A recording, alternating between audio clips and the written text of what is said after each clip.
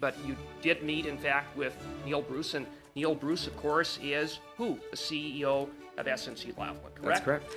Privilege and confidentiality are not mine to waive, and I hope that I have the opportunity to speak my truth. You are a lawyer, I am a lawyer, but it may be that the Attorney General was not a lawyer at the time of the incident. Tuesday. Substantial debate. There is substantial debate on the extent. Minister, is that a no? Of Justice and the Attorney General. I've already said that. The answer it again for me, please. You can invite former Justice Rosenberg. He's deceased. Oh, that's a problem. That's problematic.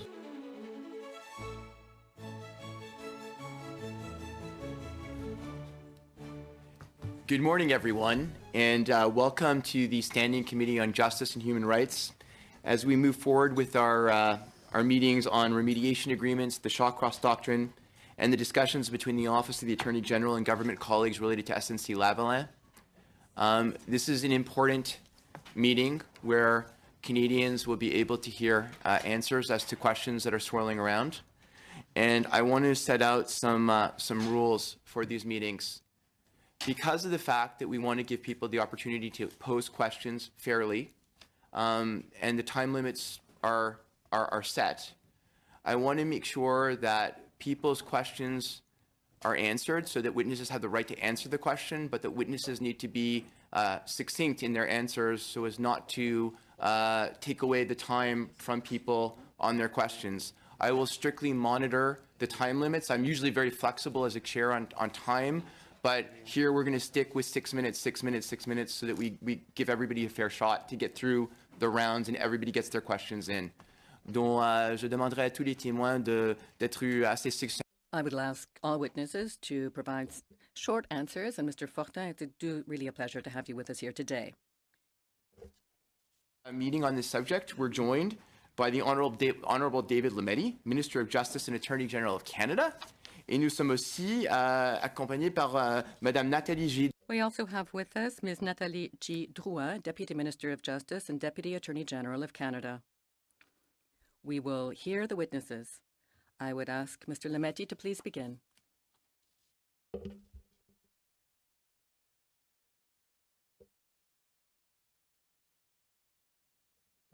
I would like to thank the committee for this privileged occasion to speak to you here today. As of the last 2 weeks, after the original publication about the allegations in the Globe and Mail concerning the nature of conversations between the former Minister Wilson-Raybould and the Prime Minister's office, Going to hold. Oh, sorry. Est-ce que ça m'a? Est-ce que? Testing, testing, testing, testing.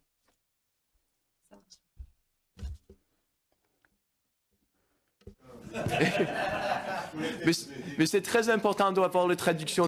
It's very important to have interpretation in both directions. What I can say is that we don't have a flashing light indicating interpretation.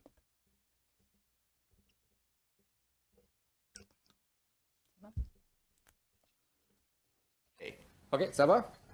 Si ça va, ça va. Good, we're on. Can you hear me? Understand me? Good, very well. With your permission, I'll start again. I would like to thank the committee for this privileged chance to speak to you here today. As of the last 2 weeks, since the initial publication of the allegations in the Globe and Mail regarding the nature of conversations held between the former Minister Wilson-Raybould and the Prime Minister's office, events have moved very quickly. At least in part on anonymous accounts, it has become clear that Canadians deserve and require a public and transparent review of the events at issue. That is why I support the process initiated by this committee. Après tout, l'un des piliers de notre démocratie est... After all, one of the pillars of our democracy is that Canadians have full confidence in the proper administration of our system of justice and in its oversight. I know that this committee can help ensure that that confidence is upheld.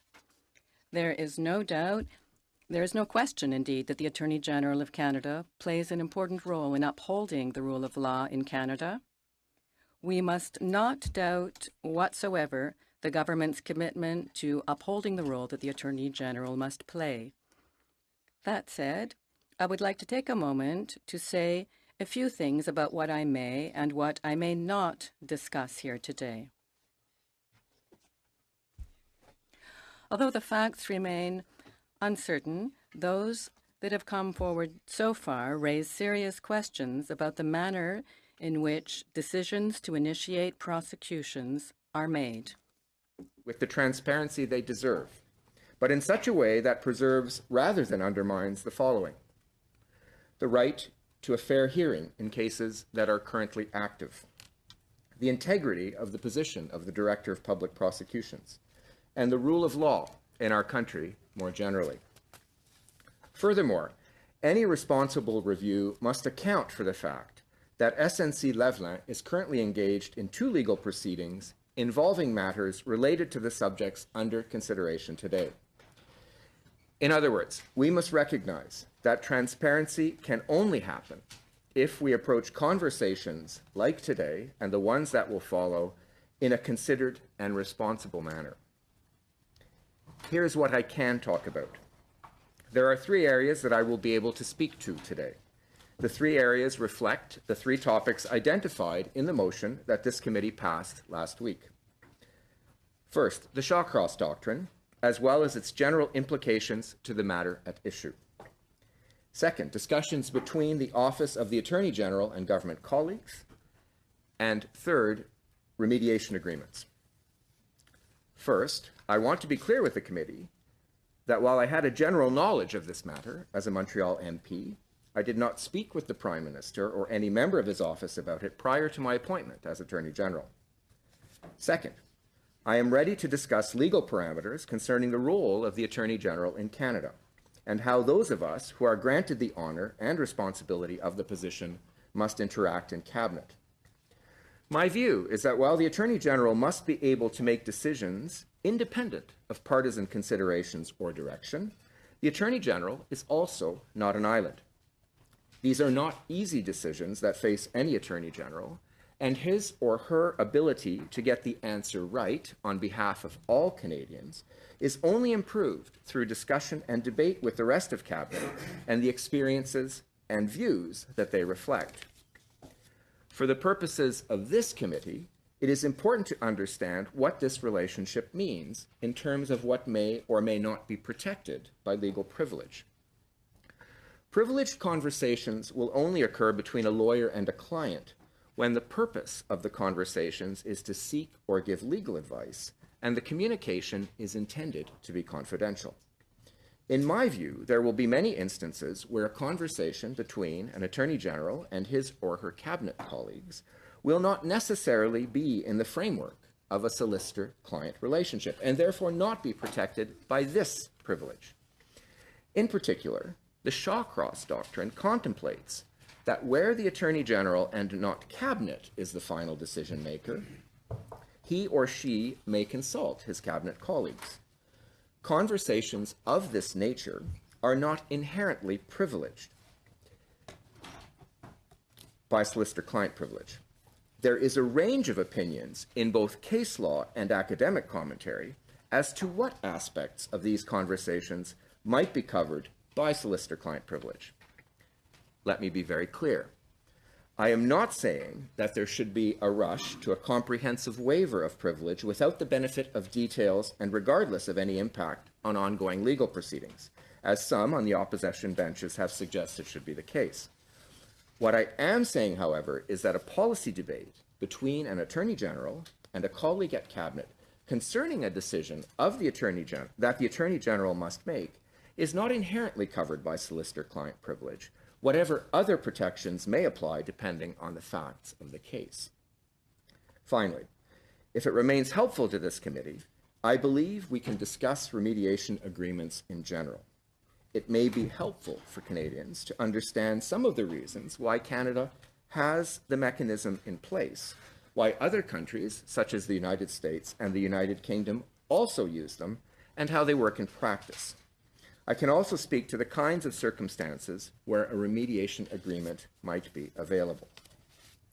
On a related point, I can speak to the legal mechanism that allows the Attorney General, rather than the Director of Public Prosecutions, to assume responsibility for a specific decision on a specific prosecution. On this point, I think it's important to note that the statutory regime is designed to protect the rule of law and shield prosecutorial decision-making by ensuring that any decision on the part of the Attorney General to follow this course of action must be transparent to the Canadian public and include publication in the Canada Gazette. Here's what I cannot talk about. I believe a discussion of those three areas will constitute a full response to last week's motion, in addition to an effort to assist the committee in its review of the allegations at issue. However, as I mentioned before, I wish to make clear in advance that there are also certain areas where I believe it would be irresponsible of me to speculate, express an opinion, or otherwise speak to matters that could undermine the conduct of ongoing prosecutions or the institution of the Attorney General. Permettez-moi d'être plus précis. Allow me to be more precise.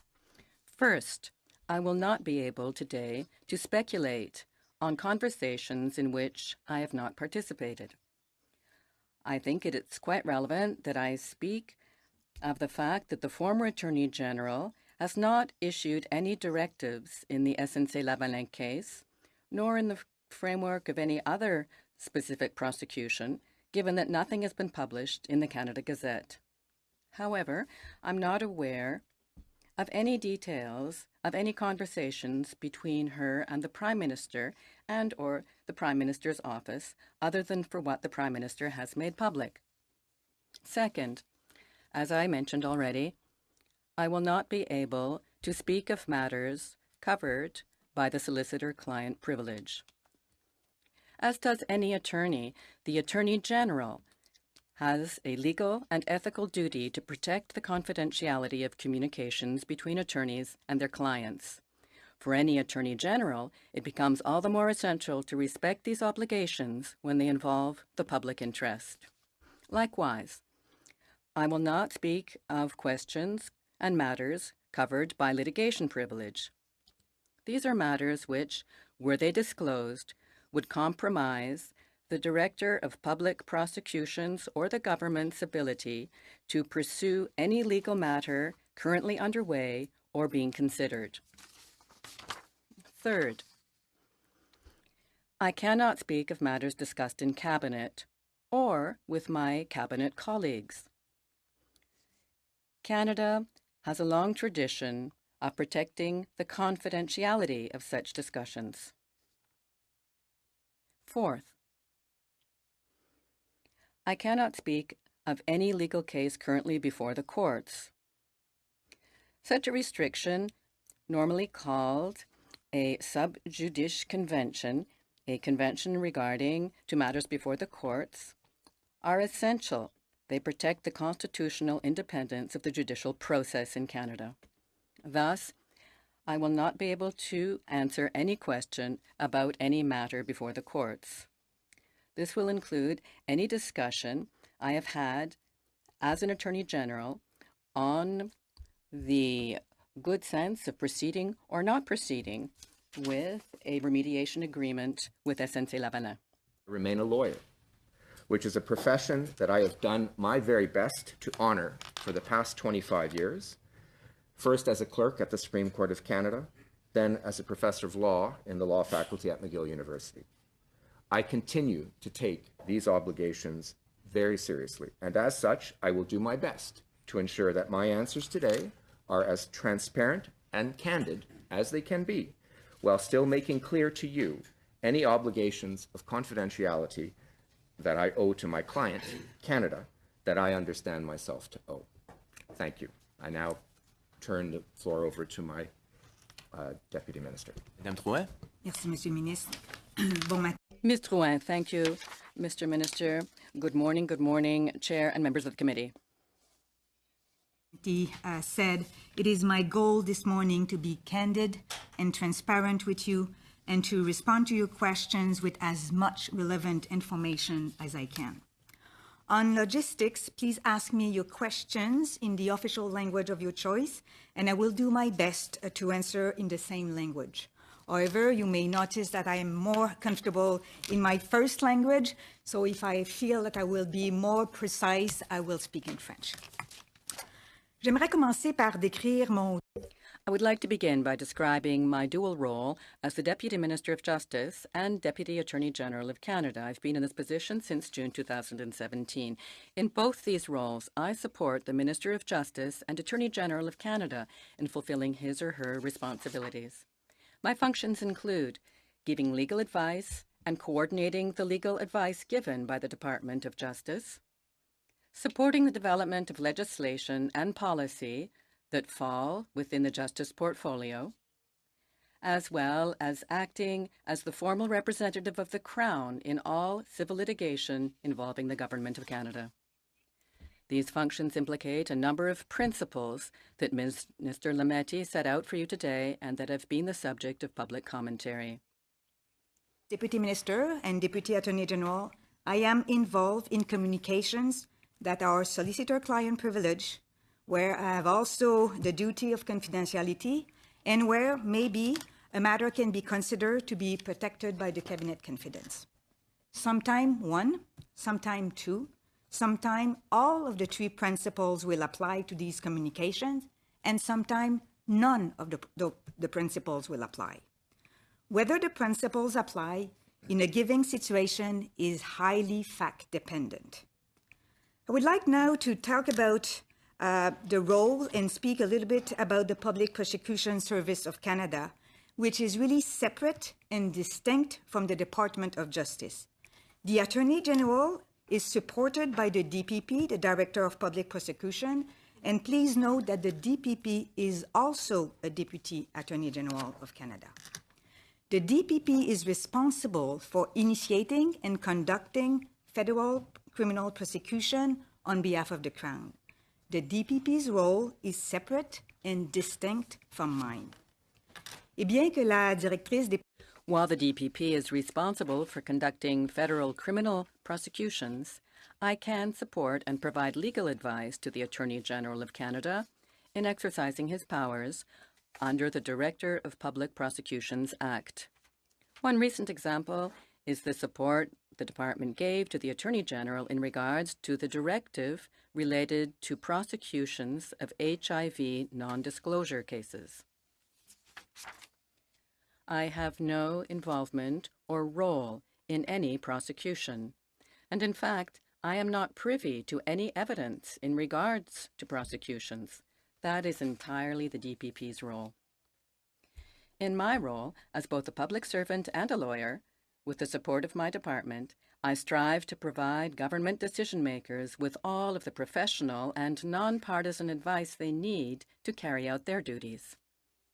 Roles as Deputy Minister and Deputy Attorney General, and all the duties and obligations that we just described, I would like the committee's understanding with respect to the information that I will be able to share. Having said that, I am prepared to respond to your question, and I will give you the best answer I can in light of my obligations. Thank you. And we're going to start with Mr. Cooper. Great. Thank you, Mr. Chair. And prior to posing my substantive questions, I would ask that the witnesses be sworn in pursuant to Section 10, Sub 3 of the Parliament of Canada Act. Mr. Cooper, that would require the committee to concur. We have not done that at this committee. We look back and we haven't done it for 25 years, but I've asked the clerk to explain. We'll stop his time. Stop my time. Can you press the button? We'll ask the clerk to explain the difference between a witness being sworn in and not sworn in, because a witness is still bound to tell the truth. Mr.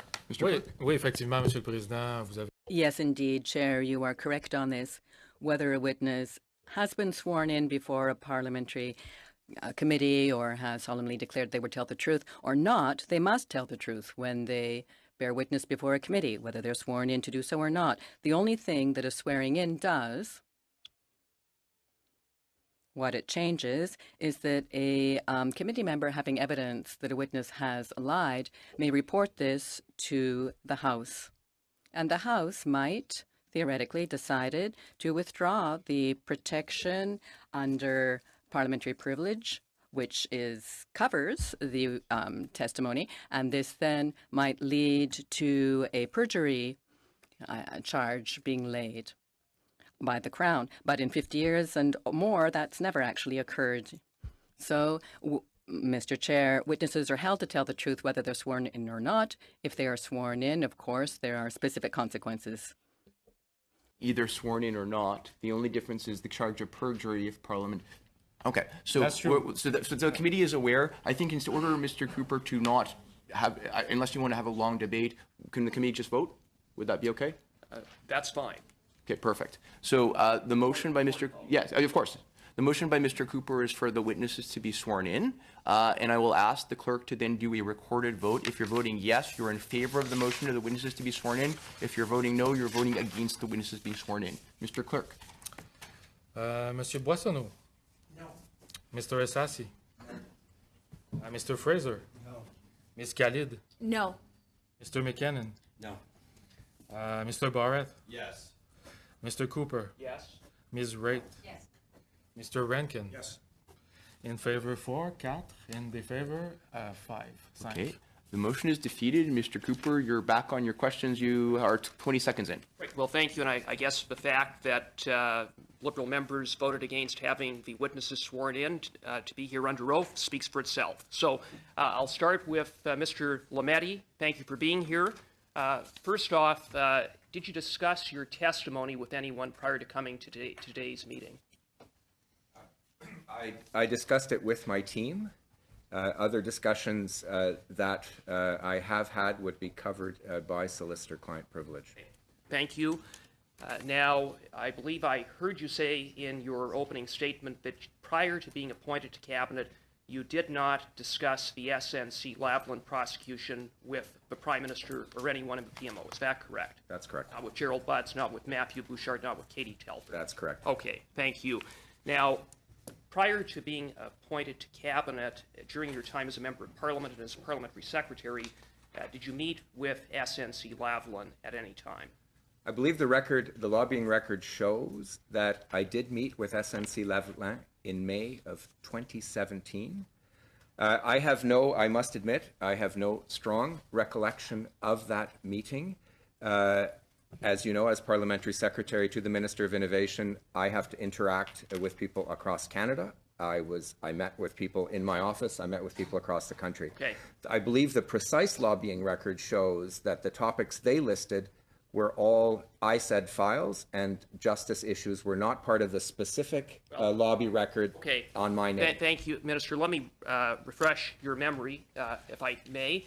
The meeting was indeed in May of 2017, May 30th of 2017. According to the lobbyist registry, the topics included government procurement, industry, and infrastructure. Do you recall who you met with? I believe I met with Neil Bruce, but I don't have a strong recollection of that meeting. So, as I had said, I was one of the most heavily lobbied members of Parliament in 2017. As a result of being part of that, I was lobbied by big businesses, small businesses, universities across Canada. I understand that, Mr. Lametti, but you did meet, in fact, with Neil Bruce, and Neil Bruce, of course, is who? The CEO of SNC Lavalin, correct? That's correct. That's correct. So, a pretty big deal. It must jog your memory quite a bit. Actually, it doesn't jog my memory. As I said, I believe the Hill Times reported that I was the most lobbied MP in 2017, ahead of my minister, Minister Baines, at the time. Now, again, it was part of the role of the Innovation Minister to meet with stakeholders across Canada. Well, anyhow, I and it is understand up to the lobbyist to list, as the lobbyist has done, the topics that we covered. Point of order. Mr. Chair, is it not the convention that the length of the answer matches the length of the question? That hasn't yet occurred before this committee, but I've asked the witnesses to be considerate to give the people, the members, their time, and I will keep trying to do that, and Mr. Cooper will make sure to get his time. Okay, well, thank you. And Mr. Lametti, it was noted that one of the topics was government procurement. Of course, that directly concerns the issue at hand in terms of the prosecution of SNC Lavalin and the impact that will have on their ability to bid on government contracts. So let me put it to you simply, did you discuss the fraud and bribery charges involving SNC Lavalin with Mr. Bruce? Again, I have no strong recollection of the meeting. But I No, presume, as I said, it is up Mr. to the Lametti, lobbyists to you have report. I understand your answer. You say you can't remember. Okay, but I presume you had a staff member with you. It was my practice to have either my parliamentary secretary assistant at the meeting or a member of my Hill staff. We have been unable yet to ascertain with ISED who the person was staffing me at the meeting. We can get back to you on that. But I can tell you I presume, Mr. that I can Lametti- tell you, Yes. Mr. Cooper, that there wasn't, I recall, any strong action item as a result of that meeting either. Mr. Lametti, I presume your staff takes notes? Either the Parliamentary Secretary Association or the staff. So will you undertake to identify who accompanied you to that meeting and to provide to this committee, table with this committee, any notes taken in respect to that meeting? I will undertake to find out who staffed me at that meeting, or indeed if the meeting actually existed, because oftentimes, as you know, on the lobbying record, the lobbyists throw in. Fair enough. Fair enough. Thank you. But I won't undertake. You answered my question. You're going to undertake those two things. No, So I thank you didn't for undertake those two things. I'm not going to. I'm going to take on advisement whether I can produce those notes or not. Thank you. Now, Mr. Lametti, immediately following the Globe revelations of these very serious allegations, you were quoted, and I'm quoting from CTV here, quote, but certainly from what I have seen and what the Prime Minister has said, I can reassure Canadians that there has been nothing inappropriate that has happened, unquote. Who told you to say that? That quote was recorded on the 8th of February, I believe, the day after the revelations broke. At that point in time, we had only unsubstantiated anonymous sources in the Globe and Mail, and we had the Prime Minister's unequivocal denial that any wrongdoing But had you said happened. from what you've seen. That is precisely the answer from what I had seen. Minister Lametti, is it appropriate for the Prime Minister and officials to talk to the Minister of Justice and Attorney General about active cases and prosecutions? And is that an ordinary thing that you would do in your role? Absolutely. As I said in my opening remarks, the Attorney General can't be an island. That is the whole point of the Shawcross Doctrine, that an Attorney General can speak with Cabinet colleagues about a variety of different considerations that might be pertinent to his or her decision in any particular case. What is clear in the Shawcross Doctrine is that subsequent to those decisions, those discussions, when an Attorney General puts on his or her hat as Attorney General, then only the appropriate considerations that the Attorney General, he or she, himself or herself, has in mind will be the basis for that decision. And is there any timeline on when that would be inappropriate to have discussions with the Prime Minister or other officials or Cabinet colleagues in the course of a prosecution? Depends on the timeline of the discussion and the prosecution, but I can't say without any further context what would be appropriate or inappropriate. Let me ask you this. If the Director of Public Prosecution makes a decision to proceed in a case, and the Attorney General may still have an option to instruct the prosecutor, for example, to enter into negotiations for a remediation agreement, but to do so would require public notice to be made in the Canada Gazette. Right. Would it be appropriate for the Prime Minister and officials to discuss the matter with the Attorney General in contemplating such an instruction to a prosecutor? I think, once again, the Shawcross Doctrine would apply. So those kinds of conversations would be appropriate to the Attorney General contemplating a decision on whether or not to direct a remediation agreement. But it is up to the Attorney General to make that decision himself or herself. With regard to the role between the Director of Public Prosecutions and your role as Deputy Minister, you had talked about the fact that there was definitely a distinction between the two roles and the two hats that you wear. Can you explain how those roles may interact with regard to any prosecution? So it's really the DPP who has the discretion, responsibility to take any decision on a specific investigation to decide to lay charges or no. As I said in my opening remarks, I don't have any access, or I'm not aware of any evidence relatively to a specific investigation. But my role is to provide legal advice on any acts, and I can provide legal advice to the Attorney General to make sure that he understands how the DPP Act operates, and also giving him advice if he decides to exercise one of those rights. Thank you.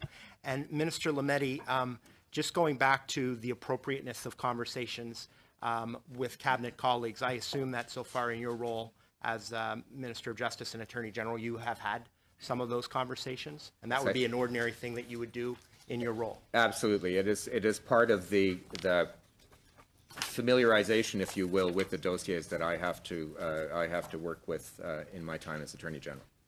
Thank you. Welcome, Madam Deputy, Mr. Attorney General.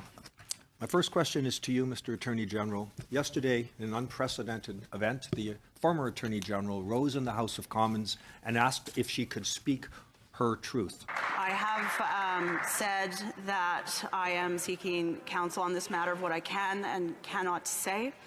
I understand fully that Canadians want to know the truth and want transparency.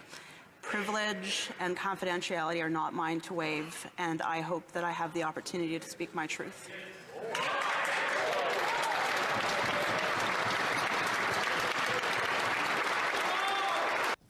So I'm going to ask you, in light of the fact that in her resignation letter she alluded to the importance of an independent Attorney General in the prosecutorial function, and also alluded to that in another context, I'm going to ask you the simple question, will she be allowed to speak her truth? We are doing our best. I am doing my best as Attorney General to find a way for that to happen, which does not compromise, which of course provides transparency to Canadians and provides fairness to the former Attorney General, but also does not compromise any of those other matters that I mentioned at the outset. Litigation privilege in particular, because there is ongoing litigation between the Director of Public Prosecutions and the company in question. So, as she has stated, the question of solicitor-client privilege in particular is complex and layered, Okay, well, and we're trying to sort through that let me ask you as about best that. we can. Let me come to that very issue. And a prominent lawyer from Toronto, Andrew Roman, has written in an influential blog the following. I want to ask if you agree. Quote, no one in government was permitted to give the Attorney General any instructions when she or the Director of Public Prosecutions were involved in a prosecution. As she could not have been under instructions from any client, there cannot have been any solicitor-client relationship, and as such, there can be no solicitor-client privilege. There was no valid reason for either the Prime Minister or his senior staff to initiate any conversation with Jody Wilson-Raybould. The only reason for either of them to discuss her prosecutorial decision would be to encourage her to change it without being seen to do so. This is damaging to the rule of law. Close quote. Do you agree? The question of solicitor-client privilege and the question of whether it applies in any given set of facts, or the question of whether it has been waived in any particular set of circumstances, is part of the general question that I have to answer as Attorney General. And so I can't pronounce on any of that, as you will well know as a lawyer, without compromising solicitor-client privilege myself. You are a lawyer, I am a lawyer, but it may be that the Attorney General was not a lawyer at the time of the incident. That is to say, we have now learned that she was not a lawyer in the eyes of the legal profession when the decision was made to continue with the prosecution of SNC Lavalin on charges of fraud and corruption. The Dean of Law at the University of Ottawa, Adam Dodek, who wrote a book called Solicitor-Client Privilege, has argued as follows. Under existing doctrine, it is difficult to reach any other conclusion other than legal advice from a non-lawyer Attorney General is not encompassed by solicitor-client privilege because a non-lawyer AG does not qualify as a professional legal advisor. What are your thoughts on that? I'm going to decline, out of prudence, to give an opinion on that because, once again, it may be part of an opinion that I have to render. Who is the client? You mentioned that you owe it to your client, Canada, as Attorney General. I want to know if there is solicitor-client privilege, a matter which many lawyers think does not exist in these circumstances. Who is the client? The late Justice Rosenberg of the Ontario Court of Appeal said the client ultimately of the Attorney General is the Queen, and that is because she represents the rule of law. Do you agree with that? And therefore, who gets to waive the privilege in these circumstances if such privilege does exist? Again, the question of waiving privilege, the client is Canada. The question of waiving privilege, as you well know as a lawyer, is a very complex question in these cases. And once again, that falls under my responsibility to maintain that. So it's you who decides. It is you who decides the waiver? I am saying that it is part of solicitor-client privilege on my part to not be able to answer that question. So who does?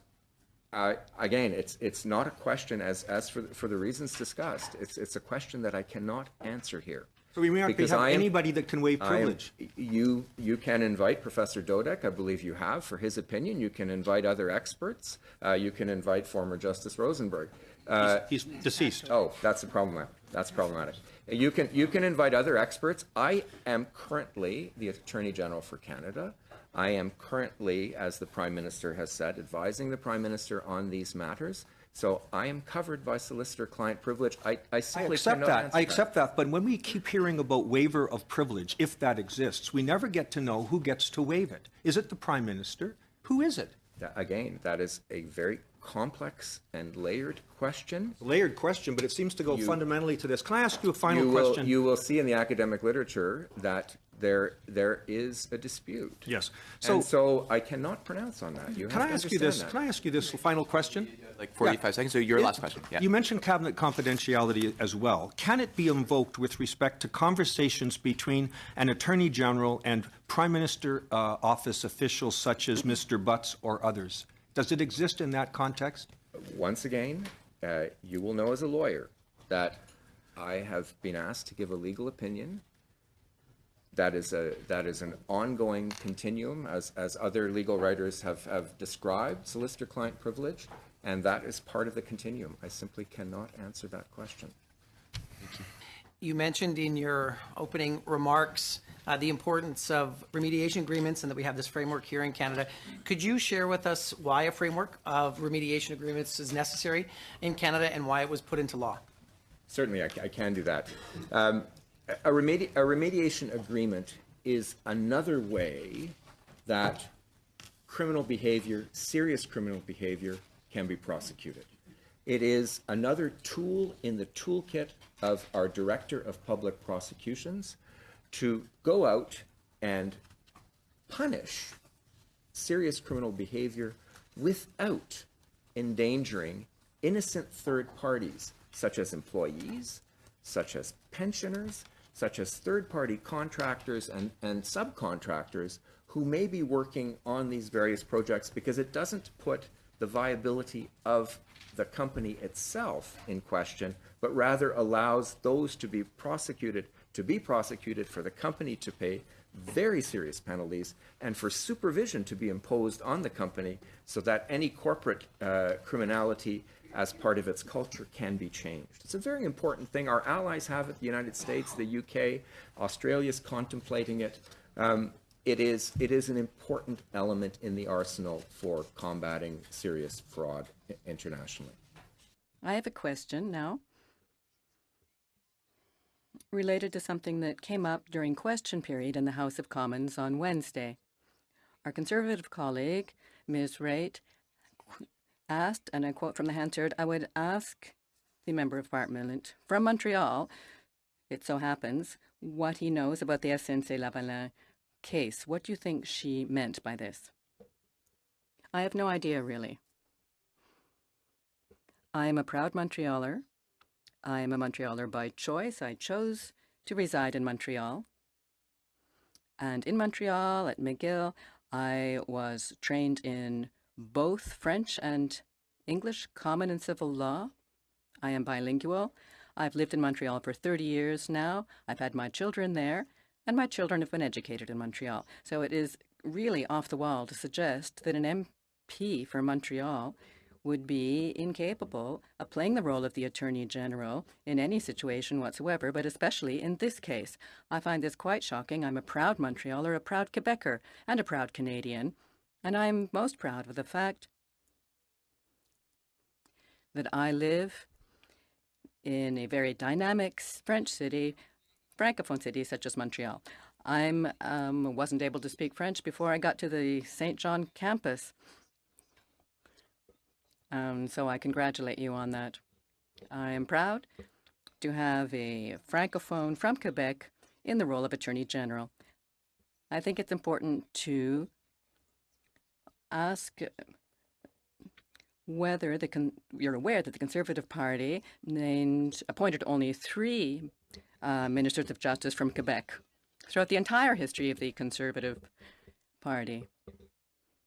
Topic. On remediation agreements, Yes. could you expound a little bit more on the kind of third parties that may be affected if remediation agreements were not in place in Canada?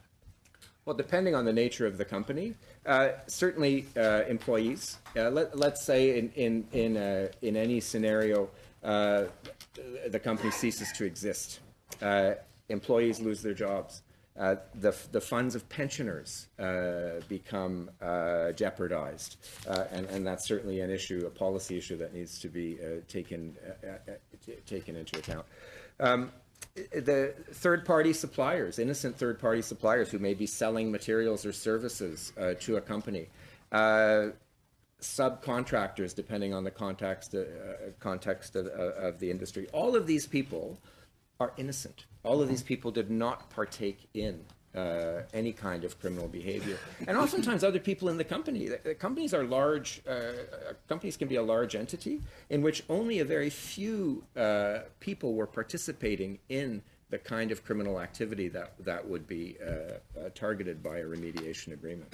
So it makes sense, as our partners have shown us, the UK and the United States, and it was perceived to be a gap. We had consultations for this particular bill, widespread consultations, including Transparency International and other organizations who came and said, this is the way to go. This provides a very important tool in the toolkit to punish corporate criminality without jeopardizing innocent third parties. Merci. Monsieur Fortin? You were going to give me some time? Yes, when we finish the questions, I would ask the committee permission to hear from you. Mr. Fortin, does that suit you? Mr. Chair, now, firstly, I'd like to thank you for coming here. I think it's imperative that there be greater clarity with respect to many of the issues that Canadians are concerned about. I will start off with asking you about remediation agreements. You have stated today that when it comes to remediation agreements, there's punishment, there's heavy fines. So what would you say to those people who say remediation agreements do not hold corporations accountable for their wrongdoing? I think that's patently false. There is a joint admission of guilt in a remediation agreement, a joint statement of facts, in which the guilt is admitted and the behavior guilty behavior is admitted. There is a stay of proceedings, but if the company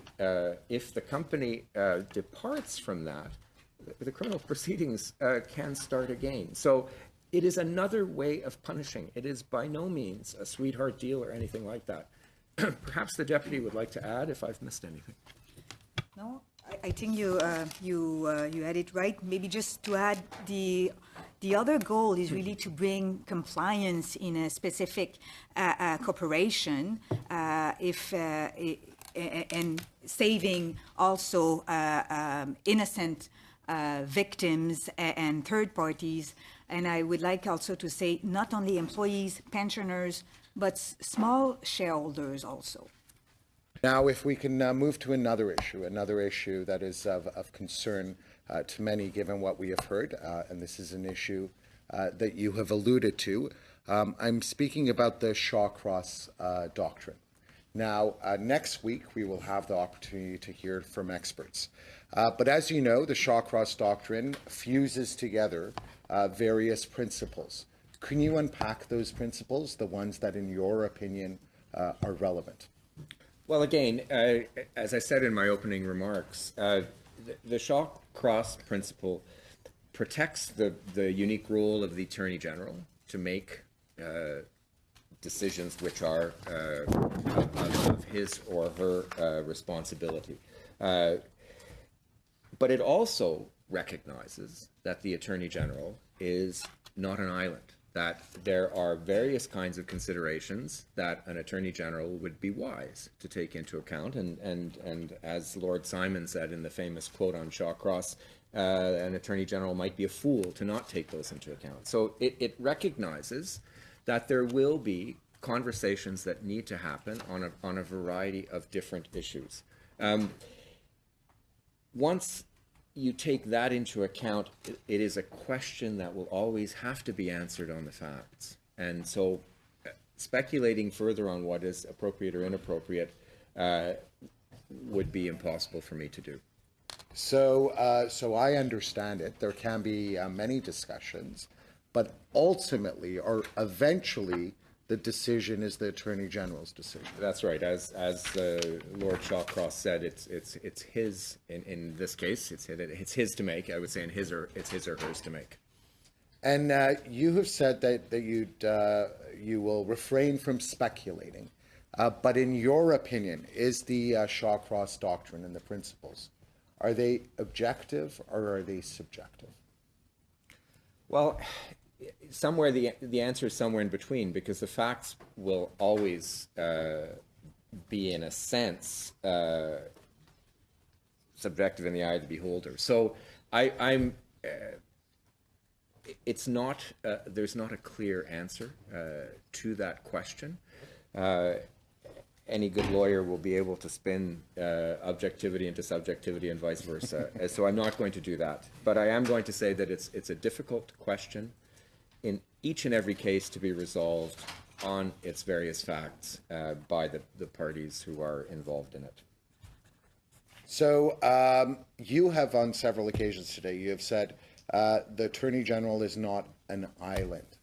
This is something that I understand you brought up with the Canadian Bar Association last week as well. We know there are complex issues involved, but there are also various responsibilities that you have. Could you guide us and tell us what those distinct obligations are? 30 seconds. Well, I think what I said to the Canadian Bar Association is quite in line with what I'm saying here today, which is I am open to conversations as Attorney General and a member of Cabinet. When I put on my hat as Attorney General to make a decision as Attorney General, that decision is mine alone. Thank you very much. Madame Drouin, for just a very quick question, I wanted you to confirm for me that the directive that you spoke about that will be published in the Canada Gazette does not need to be published until after the matter is concluded, meaning after the court has agreed to the remediation agreement and everything is final. That's correct. That's Section 11 of the Act, is it not? I just want to make sure. Are you talking about the directive I was... a directive from the Attorney General to reverse the decision of the Director of Public Prosecution that's supposed to be published in the Canada Gazette does not need to be published until after the court proceeding has concluded, meaning the court has accepted the remediation agreement. Is that not true? Well, you have many kind of possibilities. Depends on the nature of the directive. But is that what I stated? Is it true what I stated, that it doesn't have to be published Well, it depends till the after? nature of the directive. First thing is when an Attorney General decides to issue a directive, he has to consult with the DPP. So I understand the process, Madame. What I want to know, is it not possible that a directive would not be published in the Canada Gazette until after the court had concluded the matter? Is that not possible, according to the Act? I think I don't provide legal advice to the committee, Sure. and Okay. you have it, and like it's so fact dependent. But I think what is important is to understand the steps, and also to understand that any directive have to be published in the Gazette of Canada. I understand. And what I'm trying to tell you, Madame, is the fact that this notice does not have to be published until well after a federal election in 2019. I'm not sure you can So, conclude that because it's I'm just really putting that on the record fact-dependent for and the my- nature of the for my directive. purpose. I'm sorry, the May I nature of ask the as well, directive. when the Attorney General makes a decision to order or direct the Director of Public Prosecution to do something, he or she is not doing it as the Minister of Justice. Is that true? It's the Attorney General that only has the power to be able to ask the Director of Public Prosecutions or Director to proceed with one of these remediation agreements. That's certainly my understanding. That is correct. So Yeah. for the entire period of time post September 4th, when the Director of Public Prosecutions made her decision, you could only have conversations with the hat of the Attorney General on your head. You were not the Minister of Justice, or one would not be the Minister of Justice on that topic. I can't speculate because I wasn't party to any of those conversations. Well, I think it's appropriate, and I also think that it's also appropriate that we look at the Shawcross principle, as you've pointed out, and the Shawcross principle says very clearly that it's not necessarily to be pressure from the Prime Minister, doesn't have to be subtle, doesn't have to be heavy. Any communication from the Prime Minister to the Attorney General could be perceived as an attempt to influence her decision, improper interference, because she's only the Attorney General. Is that not true? That is not how I would interpret the Shawcross principle. Attempting to influence is something that you do as an MP, that I do as an MP, that our constituents do to us as MPs. It's part of what we do around the cabinet table. Sure. It's what we're part. So, attempting to influence is something Let me is break part it of down our. for you. It's part of the. No, let me answer the question, please. You have It's part of the answered it, sir. DNA It's of not our your political opinion. process. The question in Shawcross, in the quote that you raise, is pressure. And that is a subjective determination. Like, we can't talk about that without knowing the facts. So, with respect, when acting as the Attorney General and choosing not to direct the Director of Public Prosecutions, SNC Lavalin, in going to lobby the Prime Minister's office or other cabinet ministers, or indeed the Clerk of the Privy Council, is going to those places in order to try and convince the Prime Minister to ask the Attorney General to change her mind. Is that not the case? I can't speculate on that. I'm not privy to those conversations. That's You not a should- conversation. You That's should not, know that that's as how a lawyer. power. I think that's a fair assumption that one can draw. Don't you think that's a fair assumption one can draw? I'm not willing to draw any assumptions about conversations. So only the Attorney General can make the decision. SNC Lavalin decides that they're going to lobby at the highest level in the country. Presumably, it's because they want the Prime Minister to change her mind. Isn't that not? Can we not draw that assumption for the September 17th meeting? I think I was not privy. I know I was not privy to those conversations, and I think it would be unwise. Well, one conversation you were draw privy any to, kind of, Mr. Lametti, was I remember the first time the Prime Minister asked me to be in Cabinet. I'm sure you remember that. It would be a momentous occasion. In that conversation with the Prime Minister, did he mention the issues with respect to SNC Lavalin and the difficulties that he was facing? He did not. Can you tell me, Mr. Lametti, whether or not that issue had been shared with you prior to you becoming the Minister of Justice and the Attorney General? I've already said that.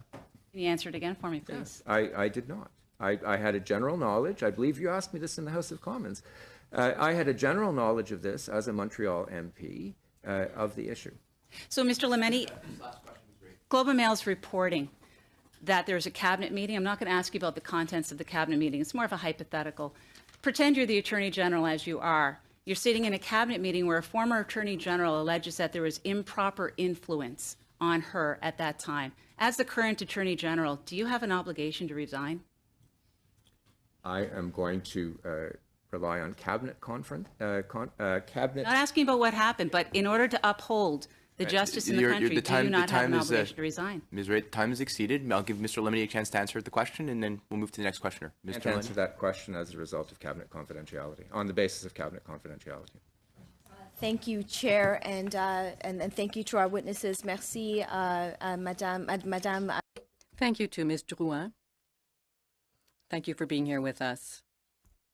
a lot about the Shawcross standard or the Shawcross doctrine, and for Canadians' sake, I mean, I'm hoping that we can, at the very least, help Canadians understand in layman's terms, what is this standard? Is it a complicated one? And when we talk about the interactions, is this and specifically about pressure? Are we talking about an objective standard, or are we talking about a subjective standard? Madame Drouin, if you can answer that for me, please. Comme le ministre. As the minister has said, it's a rather difficult question to answer. Of this committee on a case that happened in 2006 and 2008 in UK. It was a very serious case where the director of serious fraud was involved, doing both, responsible both for the investigation and the prosecution, and it was about military procurements. During its investigation, the director got contact from a country and also from the Prime Minister, saying that if the Attorney General continues the investigation and the prosecution, blood can be on the street. So, and finally, the director decided to stop the investigation and not to lay charges. That case created a judicial review, and it went up to the House of Lords. And the House of Lords did say that this very hard and difficult conversation didn't break the rule of law. So that, I think, really illustrates how serious conversation can be. Thank you, and I will reiterate the relevance of my question is that, you know, we've had a lot of conversations in our Parliament amongst Canadians about what ethics, what standards do we govern ourselves with as Canadians? How do we govern ourselves, and to what standards do we hold ourselves? And I would like to hear from the minister what qualifications, what training he has that qualifies him to be in such a high position, that qualifies him to make the very important decisions that Canadians expect him to make in the right manner. So please, Mr. Lametti, if you can please answer the question. Well, I have, let me answer this another way. I have conducted my life as a teacher, as a mentor, as a scholar to the highest ethical standards. I have studied the law. I have lived the law, if you will. I have debated the law. I have debated what is right and wrong in the context of one of Canada's and the world's greatest law faculties. That is a privilege that I undertook quite seriously. And let me add that one of the reasons why I got into politics is because the previous government's attacks on the Supreme Court and attacks on the criminal justice system prompted me to say that that particular life which I was participating in was insufficient to give back to Canada. Thank you. If members can please. I'm asking everybody, when somebody has a question, try to be respectful. If you have a point of order, you make the point of order. Ms. Kelly, you have 45 more seconds. Thank you, Chair. And I have a very short one. Mr. Lametti, since being appointed as the Attorney General, what conversations, if any, have you had with the former Attorney General? I have had initial conversations at the very, but not substantive. They were the kinds of pleasantries that one would exchange on the exchange of the position. When the story broke in the Globe and Mail, it was my view that as Attorney General, I should maintain a position that would not compromise me or the Office of Attorney General in any way, shape, or form, in light of the fact that there would be already very quickly afterwards, there was contemplation of committee proceedings, contemplation of an ethics committee investigation. So I felt it necessary to not engage in any conversations on this matter with my predecessor. After Mr. Polis. Thank you, Mr. Chair. Ms. Drouin, in your work as Deputy Minister of Justice and Deputy Attorney General of Canada, can you tell me what happened on the 4th of September when the decision to pursue the prosecution against SNC-Lavalin was taken and that SNC-Lavalin was advised of this decision? When was the Prime Minister's office advised of this, before or after? Let me clarify. I am not the Director of Public Prosecutions. I'm the Deputy Minister of Justice and Deputy Attorney General. I have no information about specific cases. So on the 4th of September that you're referring to, I was not given any information, and I know more about it today than I did then. I only know what the public knows. I believe that around October, SNC Lavalin made a public announcement that the Director of Public Prosecutions had refused or turned down the request for a remediation agreement meeting. But you, as legal advisor of the Attorney General, if I understand that's what you explained, you advise the Attorney General, you must have some interaction with the Public Prosecutions Office. Perhaps I can specify that the Director of Public Prosecutions is responsible for advising the Attorney General of advances in important cases. So from time to time, oh, right, so on the 4th of December, when public prosecutions told the Attorney General, I'm not aware of that. These communications don't go through the minister.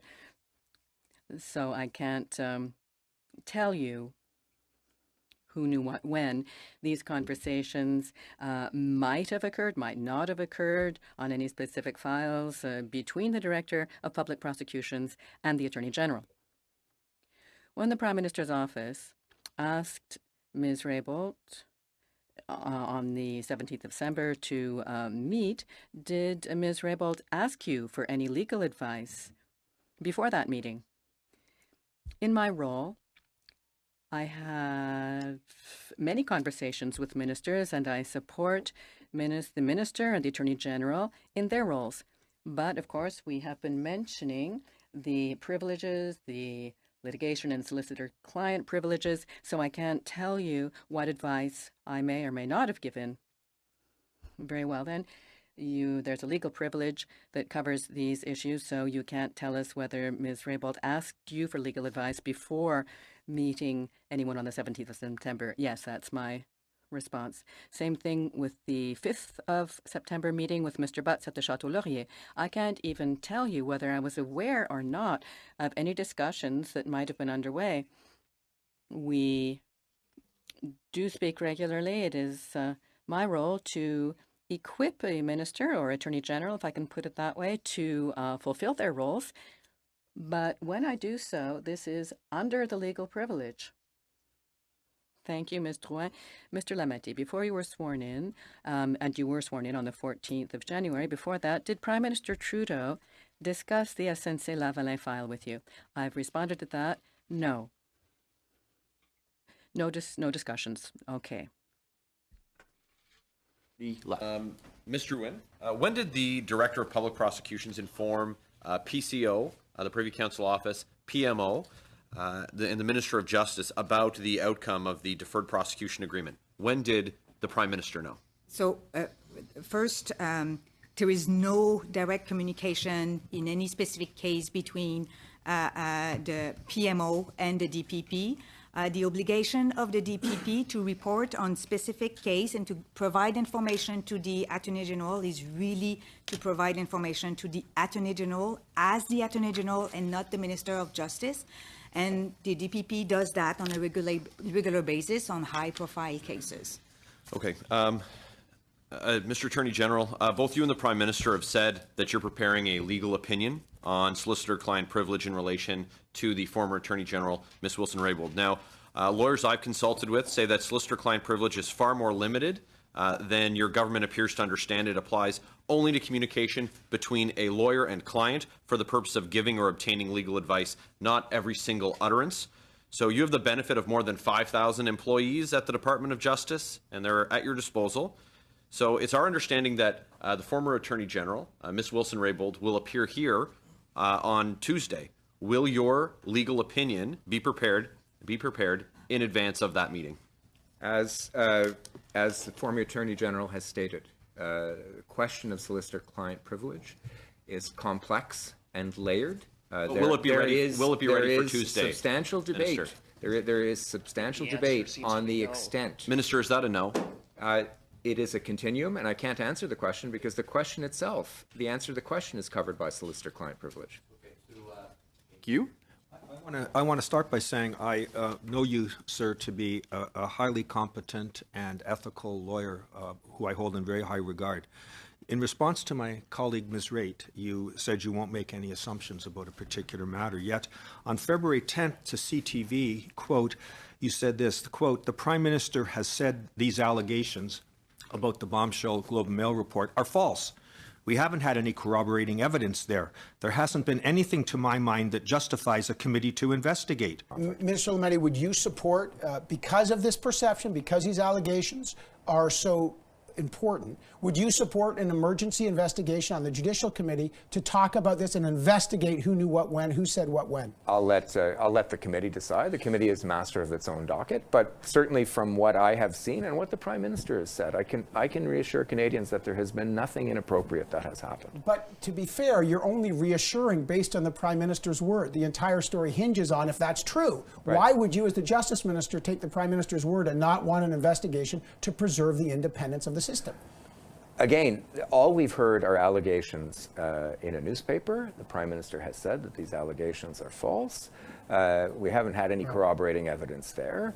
There hasn't been anything, to my mind, that justifies a committee investigation. Now, you, sir, are the arbiter of justice in this country. It seems to a reasonable person that you have already made up your mind that there's nothing here, drive on. So isn't it, having taken the word of the Prime Minister that there was no wrongdoing, how can you discharge your responsibilities now in this matter as an independent arbiter of justice, having, it would appear to Canadians, made up your mind? Is that a reasonable inference? I disagree with the inference. I disagree with the premise of your question. First of all, the Attorney General is not, unlike other jurisdictions, does not have an investigative role. We delegate that to other kinds of institutions. Secondly, at the time that interview was taped, the 8th of February, it aired the 10th. At the time the interview was taped, all we had were anonymous allegations in the Globe and Mail and an unequivocal denial by the Prime Minister. So at that point, on the 8th of February, I stand by what I say. Now, I also said in an earlier interview that day, with the House, which was taped prior to the CTV interview, but was played before, I also stated in good faith that this committee, was the master of its own docket, and that I would appear if they called me to appear. Okay. And Mr. Rankin, I am here. I hear you, sir. Whether you're answering is another question. Prosecutions. On September 17th, the Prime Minister meets Jody Wilson-Raybould. On December the 5th, Jerry Butts meets with Jody Wilson-Raybould at the Chateau Laurier. In each case about SNC Lavalin, if the decision of the DPP, that final decision, was made on September the 4th, after the final decision, what properly could have been discussed with the Prime Minister or with Jerry Butts in these circumstances? How can we not reasonably infer that there was an attempt to politically interfere with her role as the independent Attorney General? Hear, hear. I can't confirm that any of those meetings... They're all on the public record. I can't confirm that any of those meetings took place, let alone speculate about what the content of those meetings might have been. Oh, right. Thank you. Thank you very much. So, colleagues, that concludes the second round of questions, but we have a request from Mr. Fortin. The Bloc Québécois is not a recognized party, so the Bloc Québécois does not normally have the right to ask questions at committee. However, Mr. Fortin has asked on an exceptional basis to be allowed that for this meeting. I don't want to create precedents, but for the purposes of this meeting, I'd be willing to accord him 3 minutes. Did the colleagues agree? Okay. Monsieur Fortin, vous avez 3 minutes. Mr. Fortin, you have 3 minutes. Thank you, Mr. Chair. Mr. Minister, Mr. Lametti, to your mind, does the Attorney General of Canada have the right to require of the Director of Public Prosecutions that they undertake negotiations with SNC Lavalin to move into a remediation agreement discussion? They have that power? Yes, they have powers under the legislation. And the right answer is that the authorities and powers are specified in the legislation. There are different interpretations now of the legislations, and I will not speak to that today because this might have an effect on litigation privilege and have an impact on ongoing litigation. That's the issue. I understand that. I won't go on given I have little time, but I would just like to know whether this power exists I will give you no reading on that. I will simply say that the legislation does exist. All right, the legislation exists. It allows the Attorney General to require of the Director of Public Prosecutions that they undertake negotiations around a remediation agreement. I can't give you any advice on how to interpret the law. I can only say that that legislation exists. All right, so if it does exist, can you tell me why this hasn't been done? Why hasn't the Attorney General issued a directive to the Director of Public Prosecutions to undertake a remediation agreement negotiation? I can't speculate. Well, no, it's not a matter of speculation. You are the Attorney General. All right, then I can't answer your question in this case due to litigation privilege. My saying anything, my providing you with an interpretation at this point might impact ongoing litigation involving SNC Lavalin and the Director of Public Prosecutions. All right, then without giving an opinion, why haven't you yet issued such a directive? Why haven't you required of the Director of Public Prosecutions that they enter into a negotiation? Well, all lawyers here present will easily understand that I cannot, have an impact on this by giving you an answer here and now. I could even say no, but even that would be breaching the litigation privilege. Do you know why your predecessor, the former Attorney General, why didn't she issue such a directive to the Director of Public Prosecutions? Do you know why she didn't? Mr. Fortin, I must now advise you that you are getting very close to the subjudicious issue of your possibly having an impact on the SNC Lavalin prosecution, so I encourage you to put your question a bit differently. And your 3 minutes have been exceeded. Here, and to start our path down this study, and I would like to then ask people to suspend for about 5 minutes while we get Mr. Wernick up to the mics. Thank you very much again. Suspended for 5 minutes.